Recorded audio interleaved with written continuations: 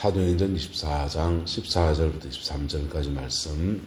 그러나 이것을 당신께 고백하리이다. 나는 그들이 이단이라 하는 도를 따라 조상의 하나님을 섬기고 율법과 선지자의 글에 기록된 것을 다 믿으며 그들이 기다리는 바 하나님께 향한 소망을 나도 가졌으니 곧 의인과 악인의 부활이 있으리라 함이니이다.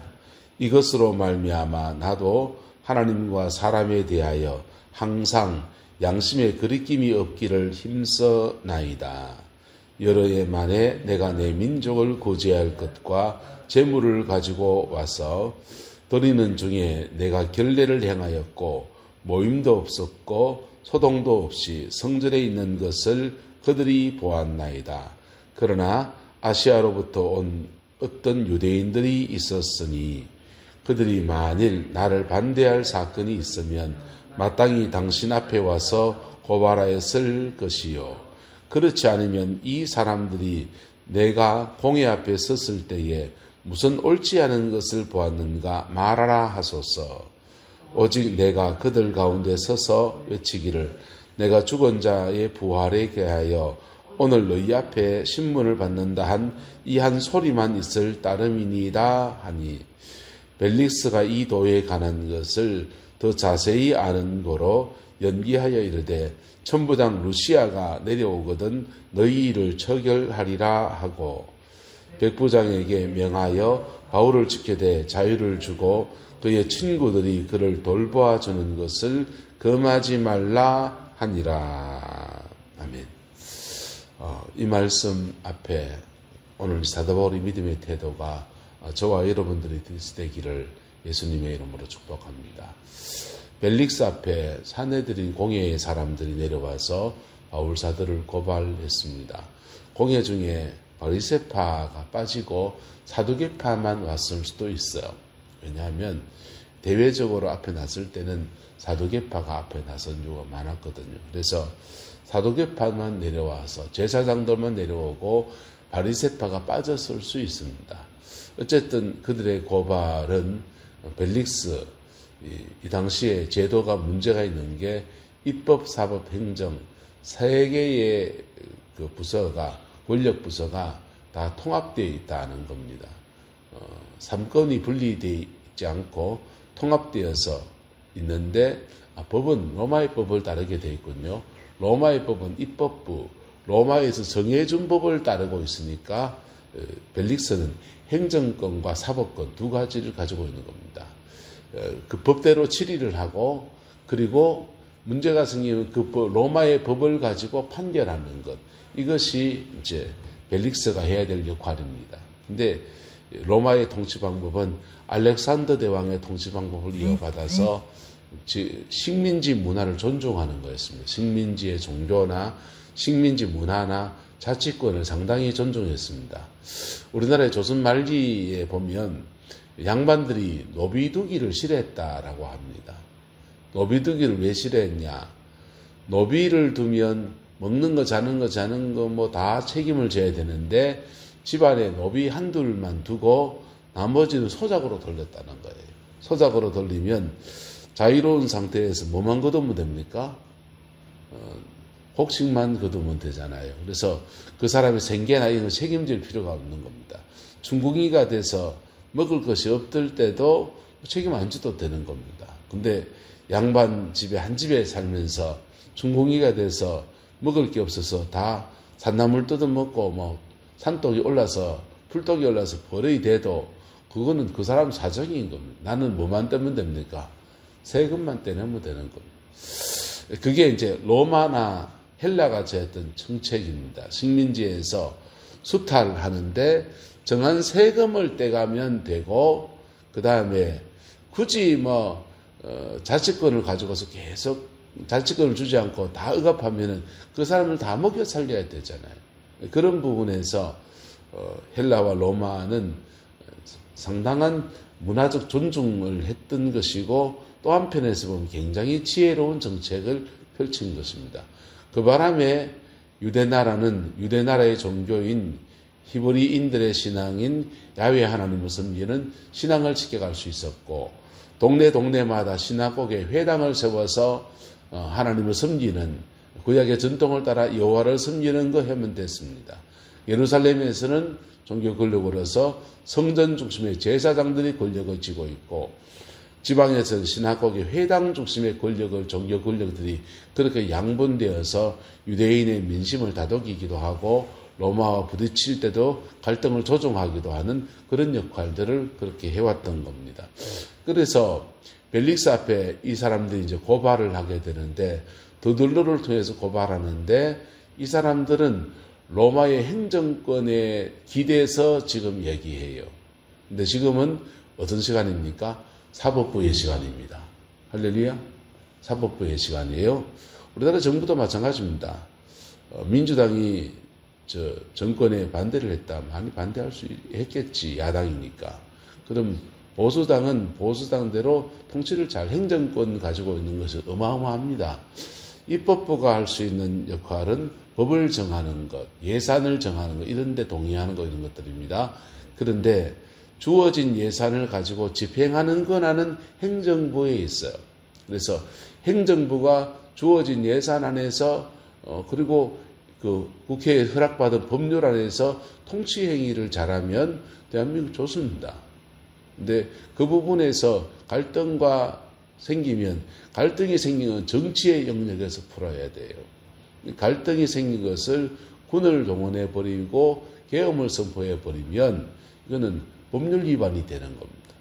법률 위반이 됐고 지금은 법의 시간이에요. 사법부의 시간이에요. 사법부가 그것을 법리에 따라서 정확하게 판결하는 것이 필요합니다. 그리고 새로운 정부가 세워지게 되면 법리에 따라 판결되어서 각하가 되면 이제 해임이 되면 새로운 정부가 출범하겠죠. 새로운 정부가 또 대한민국 헌법에 기초해서 법리에 따라서 집회해 나가고 행정권을 행사하면 되는 겁니다. 이 사법부의 시간에 교회부터 시작해서 온 사람들이 사법부를 흔들어요. 저는 굉장히 불합리하다 생각합니다. 오늘 사도 바울도 벨릭스 총독 앞에 사법부의 시간에 있습니다. 사법권에 대한 판결을 받는 겁니다. 그 판결에 대해서 드돌로를 비롯해서 예루살렘 지도자들이 와서 행정부의 수반처럼 해줄 것을 요구합니다. 국민정서법이에요. 국민정서법에 여당 좋아하는 사람이 있고 야당 좋아하는 사람이 있고 보수적인 분이 있고 진보적인 분이 있습니다. 그거 지금 소용없습니다. 지금은 법의 시간이에요. 법리의 시간입니다. 사도 바울도 법리의 시간이고 지금 잡혀있는 사람들도 법리의 시간입니다. 국민들은 법관들이 조용히 그 법에 대해서 제대로 판결하는지를 잘 지켜보아야 합니다. 대한민국은 제5공화국 또 유신체제 안에서 사법과 유린당하는 적이 많았습니다. 사법권이 독립되어 있다 하지만은 그 보안사 직원이 여기 와서 앉아서 한번 째려보면 그 법관들이 고개 숙이고 그냥 주어진 대로 그냥 범사가 한 대로 구형해버렸어요. 그래서 억울한 사람이 죽기도 했습니다. 그런데 사법권은 독립되어 있어야 되고 사법부는 사법부의 법리에 따라서 판결해야 합니다. 사도 바울로 지금 법리의 시간인데 국민 정서를 따라서 막 얘기하니까 사도 바울이 그에 대해서 예루살렘 성에 들어가서 그 결례를 행하는 것과 그들이 반박한 것에 반박했습니다. 그리고 그가 이렇게 고백합니다. 나는 그들이 이단이라고 하는 도를 따라 예수를 믿는 도입니다. 조상의 하나님을 섬기고 율법과 선지자들의 글에 기록된 것을 다 믿는다 했어요. 여러분, 복음 안에서 두 가지 해야 합니다. 따라서 믿는 것과 지킬 것. 복음 안에서는 믿어라라는 진리가 있습니다. 타 종교와 다른 거예요. 불교는 믿어라의 종교가 아니에요. 불교는 석가모니를 믿는 게 아닙니다. 그건 다 후대에 붙인 겁니다. 석가모니가 설법을 해나갈 때 그분이 왕의 아들이었지 않습니까? 그래서 그 처음 불교를 전파할 때 고관 대신들 그리고 사회지도청 출신이니까 그런 사람들이 후원을 많이 했습니다. 그래서 여러 나라의 왕들이 후원을 하고 귀족들이 후원을 했기 때문에 자유롭게 설법하면 되고 들어 탁발 다니면서 그냥 얻어먹는 거 하고 했으면 됐습니다. 근데 석가모니가 죽고 나니까 그 후원해주는 후원들이 다 끊어졌습니다. 도네이션이 다 끊어지고 나니까 스스로 돈벌이를 해야 되는 겁니다. 불교 종교 자체를 꾸려갈 수 있는 돈을 벌어야 되는 거예요. 그때 등장한 것이 희복주의 신앙이에요. 몸이 아픕니까? 지장보살이 우리에게 좋습니다. 지장보살. 그래서 지장보살은 신유, 병 고치는 영어로 그렇게 불상, 불교에 새로운 우상들이 막 들어서는 거예요. 그래서 아이 못 낳습니까? 뭐 해가지고 쭉 해가지고 여러 가지 아미타불, 무슨 불 해가지고 그런 부처들이 많은 거예요. 그 부처에게 비는 종교로 변질되어진 겁니다. 불교는 어떤 종교냐? 불교는 자신의 마음을 무아의 경지, 다 내려놓고 내려놔서 빈 마음으로 그 욕심을 버리고 인간의 모든 불행의 근원은 인간의 욕심에 있으니까 그 욕심, 오욕칠정에 찌들린 그 모든 것 다 내려놓고 무아의 경지로 사는 걸 말해요. 그래서 철학적입니다. 생을 사는 것입니다. 극락, 지옥 이거 다 그 힌두교에서 온 거예요. 자, 근데 기독교는 이 믿어라라는 영역이 있습니다. 예수님께서 십자가에서 우리 위해 죽으신 것을 믿으시길 바랍니다. 믿을 때 우리의 죄가 사하여진다. 하나님을 믿으니 또 나를 믿어라. 생활 속에서 고민마다 우리 주님이 함께 하시는 은혜가 있음을 믿어라. 아멘. 할 때 우리는 믿으라의 영역 안에서 많은 은혜를 받습니다. 믿으라만 있는 게 아니라 지키라가 있습니다. 율법과 율법의 영역이 있어요. 지키라는 것이 있습니다. 율법은 폐기된 게 아니에요. 율법은 복음 안에서 완성되어진 겁니다. 할렐루야. 구약의 율법들 중에서 제사법은 예수님 그리스도의 십자가의 죽으심 안에 완성되어졌어요. 근데 율법 안에 있는 영역들 가운데 어떤 것들은 너무 사람을 옥죄어 놓는 것들은 그거는 유대 문화에 속한 것도 있어요. 그건 폐기되어졌어요. 그건 새로운 이방 문화 안에서 기독교 문화를 또 만들어 가야 되는 것들이에요. 근데 내 부모를 공경하라. 예수 믿으면 부모를 공격해도 됩니까? 살인하지 말라. 예수 믿으면 사람 막 죽여도 됩니까? 간음하지 말라. 예수 믿으면 이 여자 저 여자 이 남자 저 남자 막 그렇게 난잡하게 살아도 됩니까? 그거 안 되지 않습니까? 그래서 복음 안에서 율법을 이루어내는 겁니다. 할렐루야. 복음 안에서 율법을 이루어낼 때 우리의 삶에 율법이 완성되어지는, 말씀을 이루어가는 삶이 되어지는 거예요. 그러다가도 연약해서 넘어지기도 합니다. 그러다가 넘어졌을 때 그때 피 묻은 십자가 앞에 회개할 때 나 너 위해 죽었다. 이거 믿을 때 우리의 죄가 또 사함받고 또다시 말씀 붙들고 살아가는 은혜의 삶이 이루어지는 것입니다. 사도 바울은 이거 하는데 이렇게 말합니다. 나는 그들이 이단이라고 하는 도를 따라 예수 그리스도가 주신 복음의 진리를 따라 조상의 하나님 섬기고 율법 지키고 선지자의 글을 믿으면서 이렇게 믿음의 삶을 살았다라고 자신의 인생을 간단하게 회고합니다. 우리 안에 이 은혜가 있기를 축복합니다. 복음 안에서 이 나라 대한민국의 백성으로서 대한민국의 법을 지키고 예수 믿는 사람으로서 우리에게 준 말씀을 붙들고서 신앙의 전통을 따라 지켜나가는 것, 그게 그리스도인이에요. 참된 그리스도인입니다. 한국 기독교는 지금 심각한 위기에 와 있어요. 기성전결, 해가 뜨고 달이 차면 기운다 하듯이 한국 기독교는 달이 차서 기우는 시점에 와 있습니다. 한국 기독교만 그런 게 아니라 미국도 그렇고 유럽도 그렇습니다. 우리보다 기독교 왕국을 이룬 나라들이 있습니다. 유럽의 나라들, 영국, 독일, 화란, 네덜란드 이런 나라들은 유럽의 개신교 국가입니다.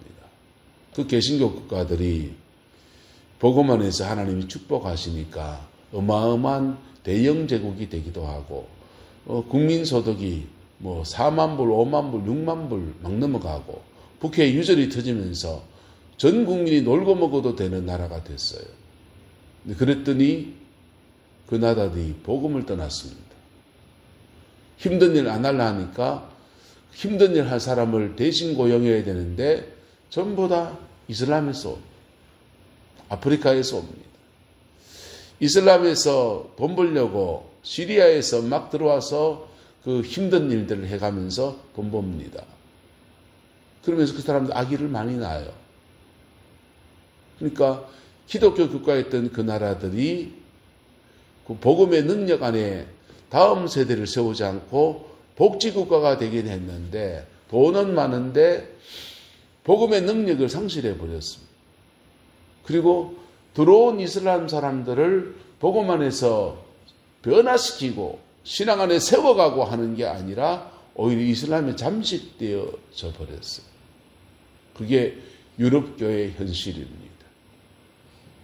미국 교회는요, 개신교 운동이 활발하게 일어나고 1차, 2차, 3차 대각성 운동이 일어나고 아주자의 거리에 부흥 운동이 일어나고 그럴 때 미국이 제1차, 2차 대전을 치르고 난 뒤에 아이고 유럽의 그 개신교 국가들이 복음의 국가들이 식민지 하면서 그거 우리가 식민지 영국 식민지도 전화받는데 수탈만 해가고 그냥 제국주의 안에서 다민족을 억압하고 그래 그러고 하다가 쫄딱 망하는 거 봤습니다. 저거들이 전쟁 나가지고 독일, 영국, 프랑스 막 싸워대면서 나라 뺏기고 돈 거덜나는 거 봤어요. 하나님이 싹 걷어가는 거 봤습니다. 아이고 우리 그러면 안 되겠다 하면서 미국 주도하에 유엔이 세워졌습니다. 미국과 유럽의 나라들이 주도하에 유엔을 세웠어요. 그리고 전 세계의 패권 국가가 미국이 됐습니다. 하지만 그 패권 가지고서 나는 전 세계를 제국주의하지 않겠다. 나는 전 세계를 섬기겠다. 미국의 국제 모토였습니다. 그걸 섬겼습니다. 유엔을 통해서 식량 기아대책기구하고 식량 원조하고 약 보내고 아프리카부터 아시아 전체에 그냥 남미에 미국을 통해서 유엔을 통해서 섬기는 수많은 선교님들의 돈은 대부분 미국에서 나왔습니다. 그 섬김과 함께 선교사 보내고 복음 전하고 그럴 때 하나님이 미국을 계속 축복하셔서 세계 1등 국가의 축복으로 계속 주셨어요. 근데 미국이 복음이 희미해졌습니다. 동성애가 만연하고 마약이 만연하고 미국의 정신이 쇠퇴하고 복음이 희미해졌습니다. 미국은 지금 옛날 그렇게 강력했던 미국이 아니에요. 미국이 강력하지 않아요. 지금도 강력한 나라긴 하지만 옛날 그만큼 강력하진 않아요. 그래서 세계에 정직이 하겠다 했던 거 다 내려놔버리고 이제 미국 제1주의 하겠다 하면서 도널드 트럼프 대통령이 보복 관세 내리고 막 그럽니다. 망할 길로 가는 거예요. 대한민국 어떻습니까? 하나님이 잿더미에서 외정치하를 6.25를 지내고 잿더미에서 이 나라 이만큼 축복하셨습니다. 세계의 선교사 두 번째 많이 보내는 나라가 되었고 마을마다 교회가 없는 데가 없고 산마다 기도원이 없는 데가 없었습니다. 바글바글 모여서 기도하고 너무 기도하다 보니까 이단도 나와서 이러저러한 이단도 나오고 부작용도 있었어요. 그런데 중심 메인스트림은 하나님이 복음을 따라서 하나님을 섬기고 율법과 선지자의 근들을 믿을 것을 믿으면서 재림신앙 가지고 살아왔던 한국교회였고 그 속에서 이 땅을 축복하셔서 한강의 기적이 일어나고 정보화가 되고 복음화가 되고 하면서 마을마다 교회 세워지고 경제 발전에 하나님이 얼만큼 축복하셨습니까? 이만큼 사는 나라에 복이 왔어요. 근데 지금 어떻습니까? 기울고 있다 보니까 세상을 교회가 업고 가야 되는데 세상을 업고 갈 능력이 안 돼요. 그래서 교회가 정치 진영에 휘말려서 어떤 사람은 복음 안에서 진보에 있는 분들도 있어요. 그런 분들은 얼마나 과격한지 몰라요. 그분들은 주로 친동성애 주의자들이죠. 복음 안에서 보수에 있는 분들이 있습니다. 그분들은 또 얼마나 과격했는지 몰라요. 그렇게 존경했던 김진홍 목사님이나 손윤문 목사님 분들이 아주 극우에 가 있는 거 보면 가슴을 쳐요. 여러분, 우리는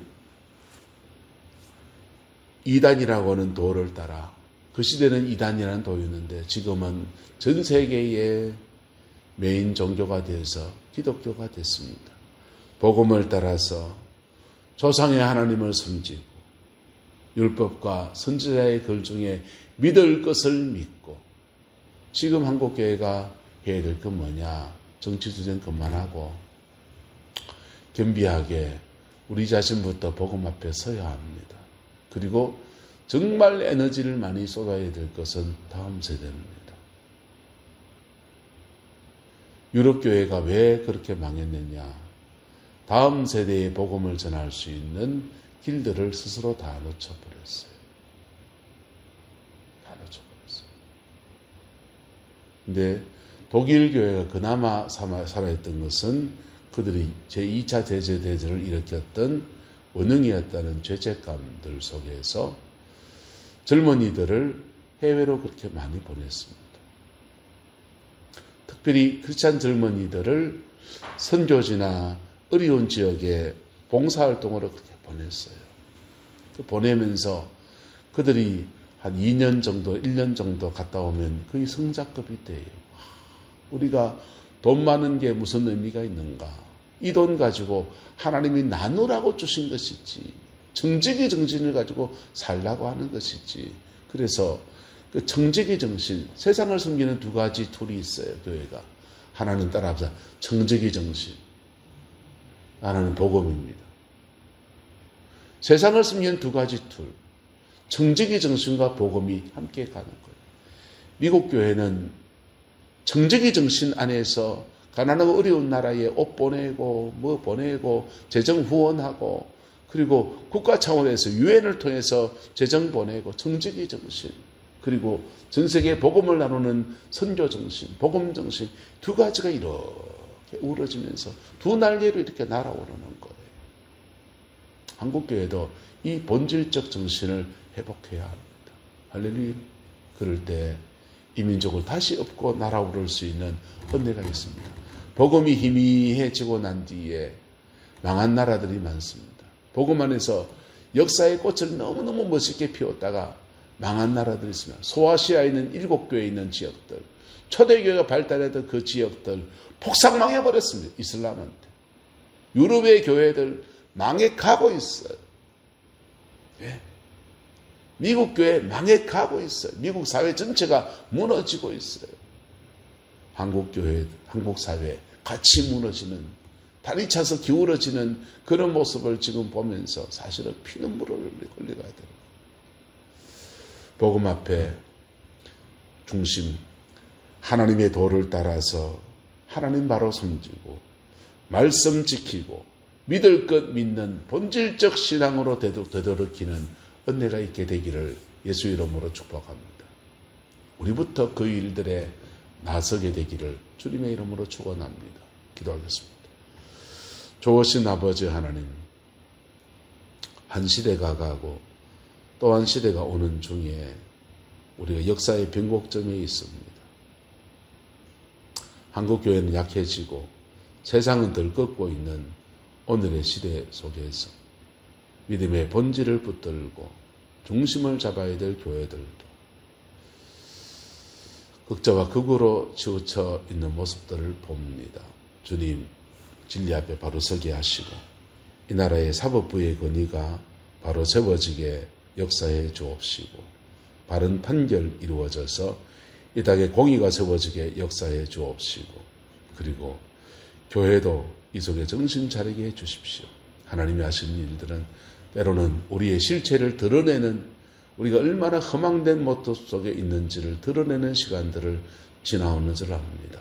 이 드러남의 시간에 복음 붙들게 하시고 십자가 붙들게 하셔서 용서와 회개와 아버지 하나님 앞에 바로 서는 믿음의 사람들 되어지고 믿음의 공동체가 되어지게 이 땅을 축복하여 주옵소서. 여호와께서 온전한 은혜와 사랑으로 함께해 주시길 원합니다. 예수님의 이름으로 축복하며 기도드리옵나이다. 아멘.